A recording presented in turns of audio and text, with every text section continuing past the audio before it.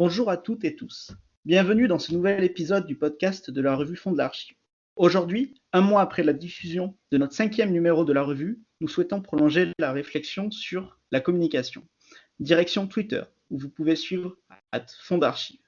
N'hésitez pas à activer la cloche pour ne rien rater de notifications. Bienvenue aux Archives Twitter, oui, un nouveau concept. Mathieu De Oliveira, vous êtes responsable du Master Archive de Lille. Sur votre compte Twitter, on est accueilli par un excellent mème. Va d'abord aux archives, on causera après. Est-ce qu'on peut causer maintenant? Et est-ce que vous pouvez vous présenter un petit peu? Bien sûr, causons. Donc effectivement, je suis Mathieu De Oliveira, je suis le responsable du Master archivistique de Lille, avec cette particularité par rapport à certains autres masters, c'est que moi je suis historien de formation, et donc je suis plutôt le coordonnateur de la formation, avec l'idée qu'il me faut aller chercher les talents et les compétences en dehors de l'université, parce que c'est une formation à vocation professionnalisante. Donc voilà, ça fait une petite dizaine d'années maintenant que je m'en occupe et ça m'a permis de découvrir d'une autre façon le monde des archives que je connaissais avant tout comme chercheur. Shahrazad Ramé, vous êtes doctorante en sciences de l'information à l'Université de Montréal et vous avez notamment participé à l'expérience de reporter étudiante sur Twitter pour le congrès de l'Association des archivistes québécois en 2021. Est-ce que vous souhaitez parler un petit peu de votre thèse? Oui, merci. Je travaille dans mon doctorat sur l'indexation des images automatiques et de leur repérage. Nous sommes dans un environnement, tout est numérique, alors utiliser ou conceptualiser des systèmes informatiques qui gèrent des collections d'images produites en grande quantité, c'est un besoin essentiel dans nos jours. Fabrice Riva-Roveda, vous êtes cofondateur associé de la Scope Data Archive. Vous utilisez Twitter de manière personnelle, mais aussi pour le compte de la société. Est-ce que vous voulez dire quelques mots sur Data Archive, qui est créé assez récemment? Je crois que vous avez une année d'existence, un peu comme Fonds de l'Archive.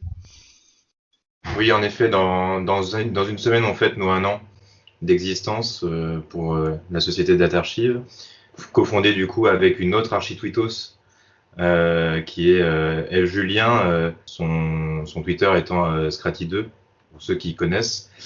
Moi, j'utilise Twitter depuis 2012 et dans un premier temps en tant que, pour de la veille et beaucoup plus comme en faisant du tweet depuis 4-5 ans, on va dire. Mathieu De Oliveira, vous êtes, je crois, le plus ancien depuis 2012 sur Twitter, si j'ai bien mis mes notes. C'est Fabrice, hein. Moi je suis sur Twitter depuis début 2015, donc un petit peu après. En fait, j'ai découvert ça pas tardivement, mais enfin à l'échelle de Twitter, il n'y a pas si longtemps que ça.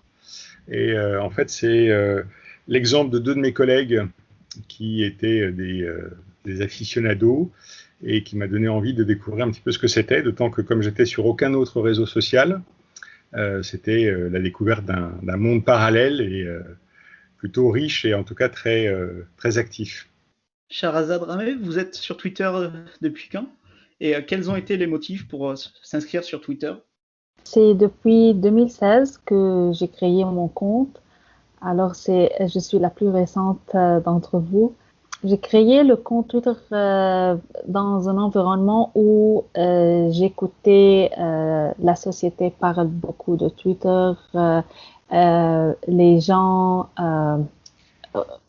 qui sont bien connus dans la société, soit des politiciens ou des artistes.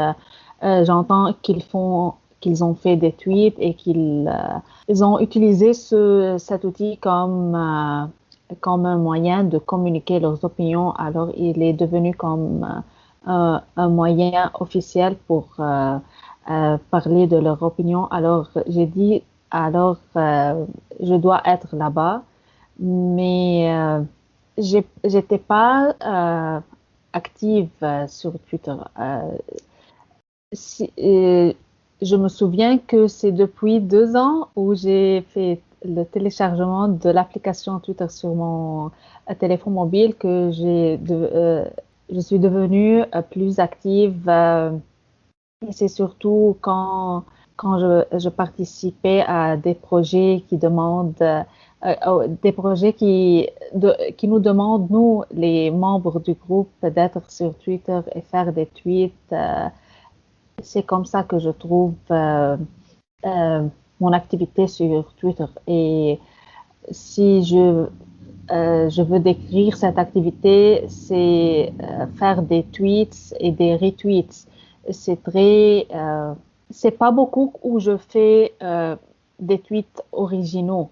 Alors, jusqu'à maintenant, je ne trouve pas Twitter comme le moyen personnel pour faire mes opinions directement. Peut-être j'utilise beaucoup d'autres réseaux sociaux, mais ça commence depuis quelques mois à changer cette habitude, à utiliser plus de Twitter, à savoir plus de collègues là-bas et faire cet échange. Fabrice Riva-Roveda, Mathieu de Oliveira, est-ce que vous avez utilisé Twitter de manière active pour rebondir justement sur cette phrase de Shahrazad dès le départ, ou est-ce que c'est quelque chose qui s'est construit petit à petit? Alors effectivement, il y a quand même une phase d'apprentissage ou d'acclimatation, c'est-à-dire qu'il faut déjà comprendre comment ça fonctionne. Et comme l'a dit Sherazade, il y a le retweet, c'est entre guillemets le plus simple parce que voilà, il y a quelqu'un qui a produit un contenu et sur lequel on veut juste réagir, et puis il y a la production de contenu. Donc pendant longtemps, ça a surtout été des retweets et de la veille, comme le disait Fabrice tout à l'heure, c'est-à-dire un moyen de s'informer finalement.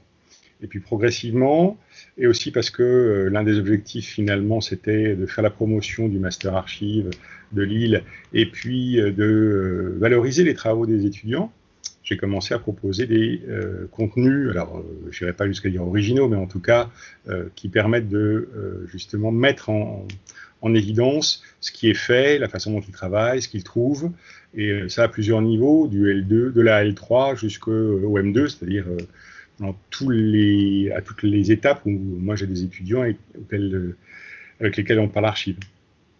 Fabrice ? De mon côté, c'est pareil. Alors, dès 2012, en fait, où je me suis inscrit, c'était essentiellement pour faire de la veille et parce que j'ai vu qu'il y avait une utilisation de plus en plus importante, notamment par les médias classiques, on va dire journaux et télé, qui diffusaient aussi via ce canal, et j'ai trouvé une facilité en fait à suivre notamment les journaux papier que je ne lisais pas en papier, et d'avoir une veille qui me permettait d'avoir des informations très rapidement qui défilaient dans mon fil Twitter. Donc ça, c'était ma première utilisation de Twitter. Et puis à partir du forum des archivistes de Troyes, donc en 2016, où j'ai pris notamment des fonctions au sein du bureau de la section ACI de l'AF, où j'ai fait plutôt du tweet et du retweet autour de la communication de la section de l'AF, ou même de l'AF en général. Et encore plus maintenant, je suis vraiment passé dans une création de contenu, un peu comme Mathieu, pour promouvoir finalement l'action et les activités de l'entreprise DataArchive que j'ai cofondée. Justement, sur ce contenu, vous qualifierez de quel type de contenu vous mettez? Photos, tweets, est-ce qu'il y a un effet de cumulation de matériaux? Oui, ça va être principalement, pour la création en tout cas, ça va être principalement, oui, de la photo, notamment quand on est archiviste itinérant comme je l'ai été et comme je le suis encore d'ailleurs en tant que cofondateur de cette entreprise. On fait principalement de la prestation pour des petites collectivités, etc. On va promouvoir le travail que l'on a réalisé par l'intermédiaire de photos. Alors ça peut aussi être de la photo insolite qu'on retrouve. Il y a beaucoup aujourd'hui, le fil notamment avec le hashtag Vie d'archiviste qui s'est beaucoup développé ces dernières années, montre notamment un certain nombre d'archivistes qui donnent à voir l'arrière du décor, on va dire, où on trouve des photos insolites de documents, de salles, d'archives qui sont particulières, avec on trouve des bébêtes, etc. Enfin voilà, c'est assez emblématique. La création de contenu, en fait, elle va être pour faire voir notre métier finalement d'une autre façon, on va dire. Shahrazad Ramé, est-ce qu'au Québec, cette dimension d'utilisation des photos et de vraiment mise en situation dans le contexte du métier, elle est aussi présente? Pour l'instant, j'ai l'impression que j'ai surtout vu des tweets textuels passer et peu de photos, de choses supplémentaires. Si je parle de mon expérience comme reporter Twitter pour le congrès, 50e congrès de l'Association des archivistes du Québec, nos tweets qui ont été live, ils étaient mélangés entre textuels accompagnés de visuels ou seulement textuels accompagnés de liens. Alors, on a utilisé plusieurs versions. C'est normal d'utiliser plus de texte car Twitter, c'est censé, si je le comprends comme ça, pour faire pour écrire nos opinions en quelques phrases limitées en nombre de caractères et l'utilisation des mots-clics, des hashtags. Alors, on a utilisé du texte avec des hashtags, avec des mentions tags pour mentionner les personnes qui ont été durant les conférences pour le congrès. Et aussi, on a ajouté où on peut faire un tweet et on peut ajouter un autre tweet sous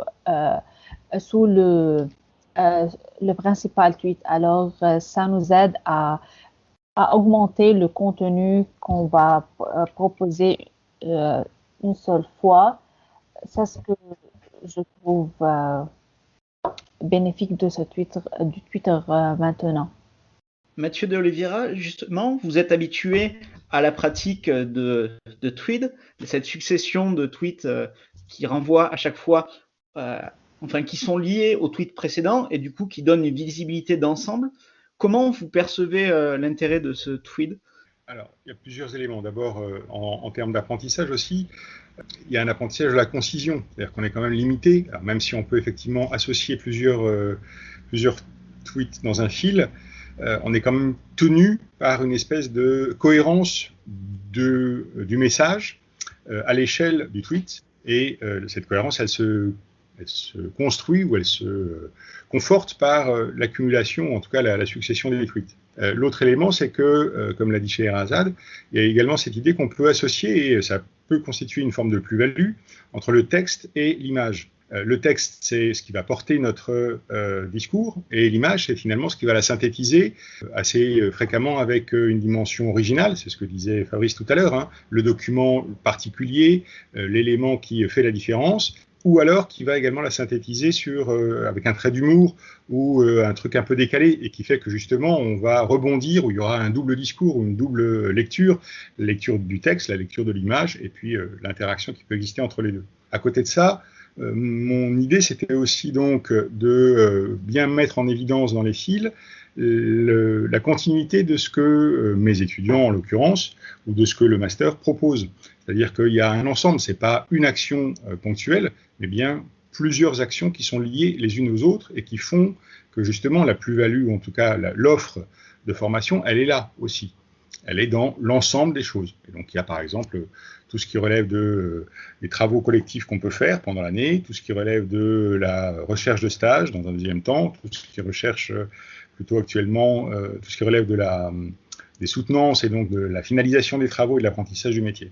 Et donc tous ces éléments, ils sont éparpillés à l'échelle du tweet, à l'échelle du fil, à l'échelle de l'année, et sur le compte finalement, augmente au fur et à mesure. Un petit message de félicitations d'ailleurs aux étudiants du Master Archives de Lille, qui j'ai cru comprendre sont en pleine soutenance de mémoire en ce moment, et on pense fortement à eux en ce moment. Voilà, c'est la période la plus compliquée pour eux et puis la plus dense pour moi, parce que il y a tous les jours une, deux ou trois soutenances qui s'enchaînent. Fabrice Riva-Roveda, est-ce que vous voulez revenir un petit peu sur ces contraintes en termes de texte, ces opportunités d'utilisation de l'humour? Est-ce que vous avez des éléments à rajouter? Alors sur la contrainte, moi j'ai commencé à utiliser Twitter avec les 140 signes. Donc on était sur un volume de caractères qui était quand même très très très limité. Après oui, comme le dit Mathieu tout à l'heure, on a la possibilité de faire un fil. Alors ça, moi j'ai très peu fait ça, mais j'ai appris justement il n'y a pas très longtemps à faire un fil conducteur entre plusieurs tweets en les envoyant tous à la fois. Mais voilà, c'est quelque chose comment dire, qui est on apprend de toute façon une utilisation de Twitter, elle se fait pas comme ça en claquant des doigts. On apprend au fur et à mesure ce qu'on en fait. Et nous, par exemple, chez Data Archive, alors on est deux à utiliser le compte, en l'occurrence avec Eve, et on va aimer, retweeter des contenus qui correspondent à notre philosophie, à notre perception aussi du métier, et on va on utilise aussi le compte Twitter pour de la diffusion, pour de la communication d'entreprise. Et là, en l'occurrence, en ce moment, on est beaucoup sur de la communication à destination des jeunes archivistes parce que on a beaucoup de travail et qu'on a besoin de recruter. Donc, on passe par ce canal, tout comme d'autres réseaux sociaux, par exemple comme LinkedIn. Est-ce que justement cette communication avec les jeunes archivistes pour le recrutement, est-ce que ça vous a apporté des recrutements justement, ou est-ce que ça s'est passé par d'autres canaux plus traditionnels?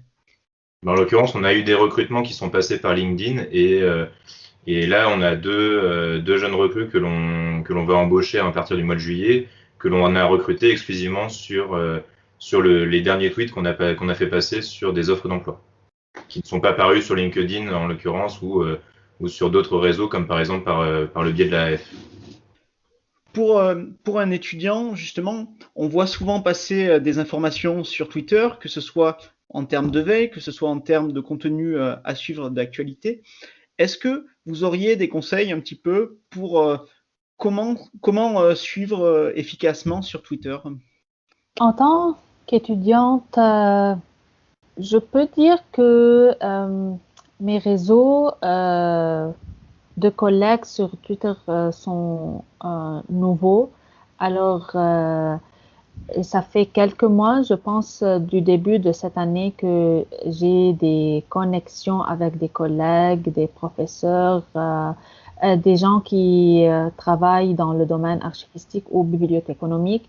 Et c'était en relation avec deux projets auxquels j'ai participé. Le premier, c'était au début de cette année où j'étais membre du comité du organisateur du symposium en sciences de la formation entre mon université de Montréal et l'université McGill.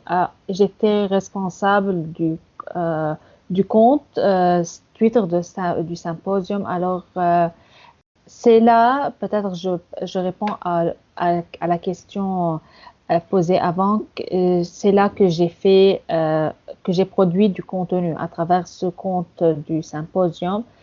Et j'ai fait des mentions j'aime et des tweets et des retweets d'après mon compte personnel pour donner de la force au compte du symposium.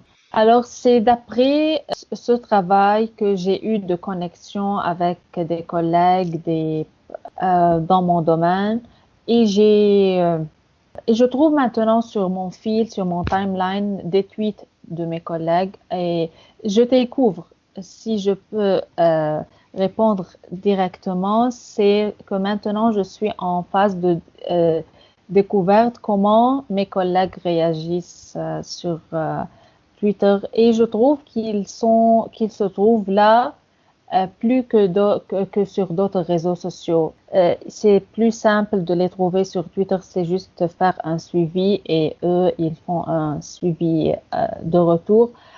C'est le moyen de communication plus facile à être là, à se communiquer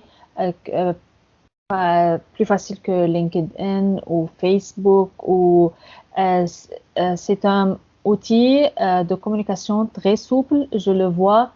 Et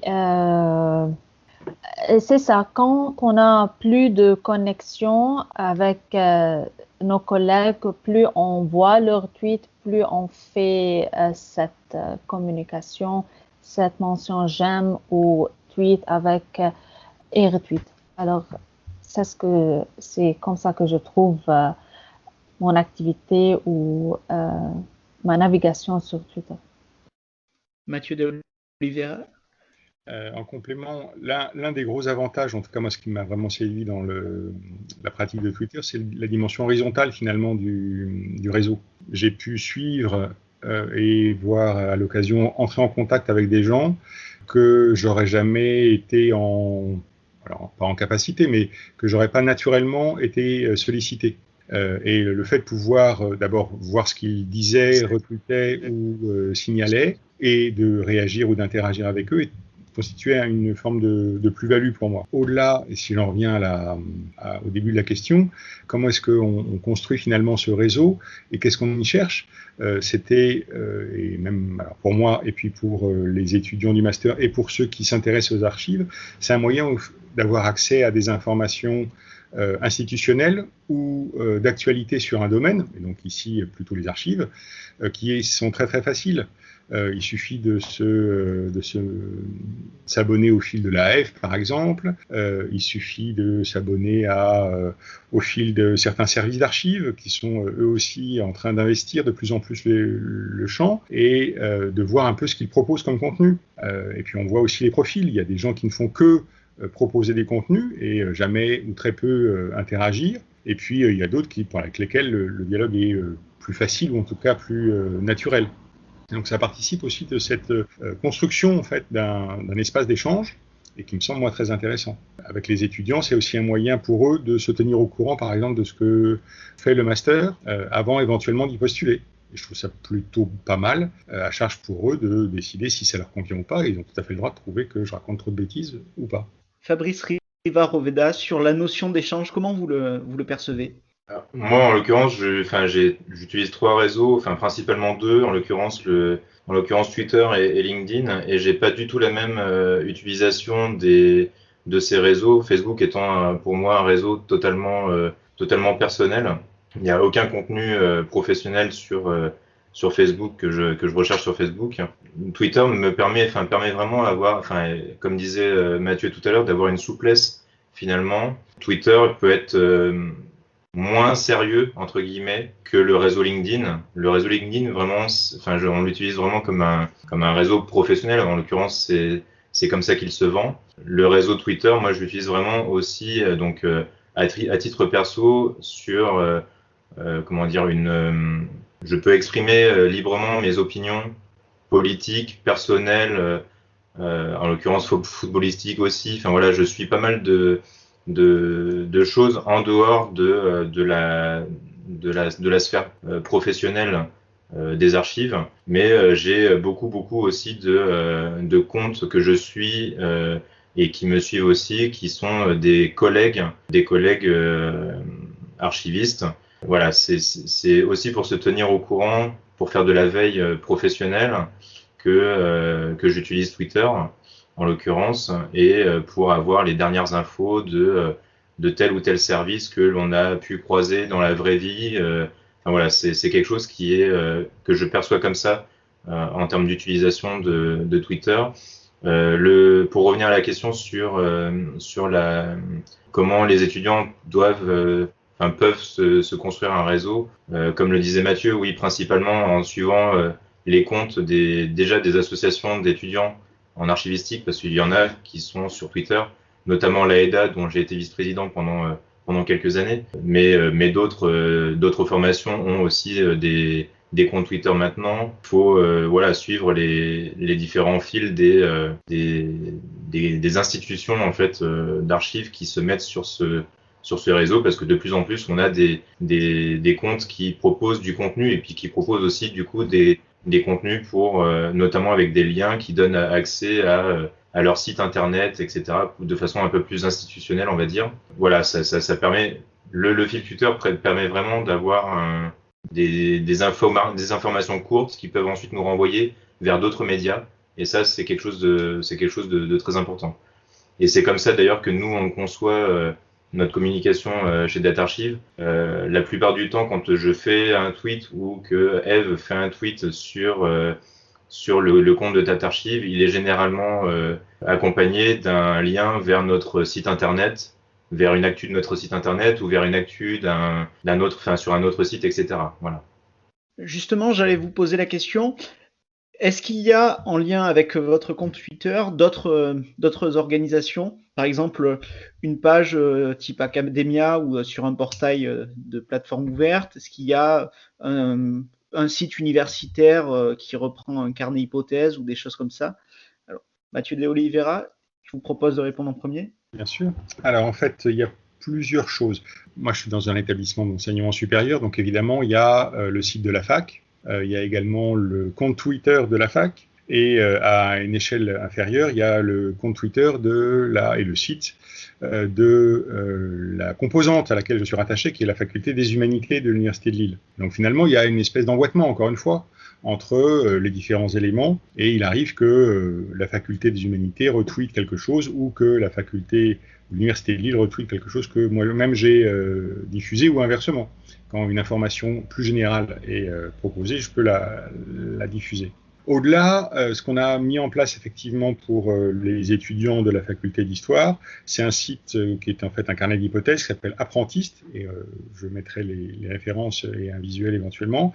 Et l'idée, c'était de permettre justement aux étudiants, et cette fois-ci plus aux étudiants qu'à moi, qui suis finalement que la vitrine dans cette affaire, permettre aux étudiants de proposer des contenus un peu plus longs. Alors, c'est jamais des vingtaines et des cinquantaines de pages, mais c'est des billets qui font entre 3 et 6 000 signes et qui leur permettent de développer un point. Alors, on l'a utilisé en particulier pour les billets de stage qui permettent justement de présenter les missions qui leur sont confiées et l'environnement dans lequel ils se trouvent. Alors, c'est normé, je leur demande toujours de présenter la structure dans laquelle ils sont, les missions, et puis leur environnement de travail avec une photo de leur poste de travail, éventuellement de la vue qu'ils ont de la fenêtre la plus proche, pour qu'on voit un petit peu comment est-ce qu'ils travaillent. Et puis au-delà, il y a plein d'autres propositions qui leur sont faites, il y a des choses sur lesquelles on est en train de réfléchir ou de travailler justement pour promouvoir les documents, promouvoir une action, promouvoir une découverte, mais justement mettre en évidence un certain nombre de choses. Shahrazad Ramé, est-ce que vous utilisez un autre élément que Twitter? Personnellement, j'utilise, oui, beaucoup. J'utilise Facebook, Twitter, Instagram, LinkedIn et aussi quelques autres plateformes. Le plus utilisé pour moi, c'est Facebook, puis Instagram et Twitter.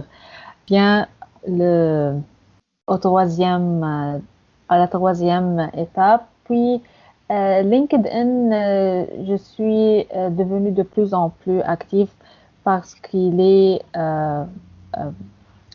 l'outil professionnel. Mais je ne sais pas pourquoi j'ai dit que c'est un outil professionnel, mais je ne peux pas trouver mes travaux ou je ne peux pas trouver un travail là-bas parce que le travail, ça demande d'avoir des connexions plus personnelles. Alors, c'est ce que j'avais opinion avant, mais ça change. Et mon activité sur Twitter change aussi. J'ai dit que c'était en relation avec les projets auxquels j'ai participé et ça diminue. Ça diminue mon activité sur Facebook pour l'augmenter vers d'autres outils de communication.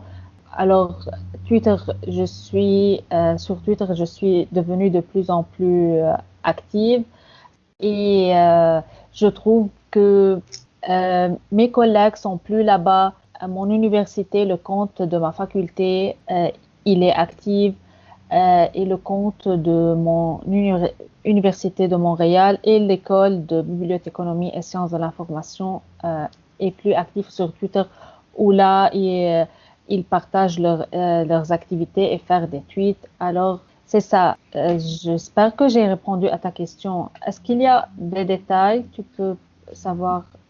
Non, du coup, c'est bien, c'est une bonne réponse. Je vois que le temps passe déjà très vite. Je vous propose donc en quelques mots, une petite phrase, de finalement résumer la pensée du rôle de Twitter pour vous dans la communication des archivistes. On a dit beaucoup de choses. Si on devait retenir un seul point positif, négatif de l'utilisation de Twitter pour un archiviste. Fabrice Rivard-Veda, je vous propose de commencer. Essayer de toucher un maximum d'archivistes et de jeunes archivistes pour qui s'intéressent au métier. Très beau programme. Pour une revue étudiante, je crois que c'est un très beau message de conclusion que vous nous faites. Mathieu de Oliveira. Je dirais, je reprendrai l'idée d'horizontalité, accessibilité finalement à l'information et aux gens, et puis aussi un apprentissage qui n'est pas facile et qui s'applique aussi à moi, c'est apprendre à gérer son temps, y compris en ligne. Shahrazad Ramé. Oui, pour Twitter, je trouve que nous, les professionnels d'archives et professionnels d'information, on est là. Alors, je pense de profiter plus de cet outil pour pour organiser plus notre activité, pour défendre plus nos causes, si je veux dire, causes archivistiques. Peut-être si on s'organise plus, si on se regroupe plus, on fait utiliser plus de hashtags pour peut-être être trendy à un temps et pour influencer sur les personnes qui sont dans les postes qui vont faire des grandes décisions pour faire cette influence. Merci Shahrazad Ramé, Fabrice Rivard-Oveda et Mathieu de Oliveira pour ces présentations sur la communication des archivistes sur Twitter au travers de vos expériences personnelles. Des situations variées, mais reprenant une idée commune, des intérêts à la présence sur Twitter dans des perspectives d'échange, de partage d'informations. C'est un intérêt partagé par Fonds de l'Archive. Si vous avez apprécié cet épisode, vous pouvez vous abonner sur YouTube, nous suivre sur Twitter pour voir ou revoir l'ensemble de nos productions. Je vous dis à bientôt pour un nouvel épisode. Au revoir.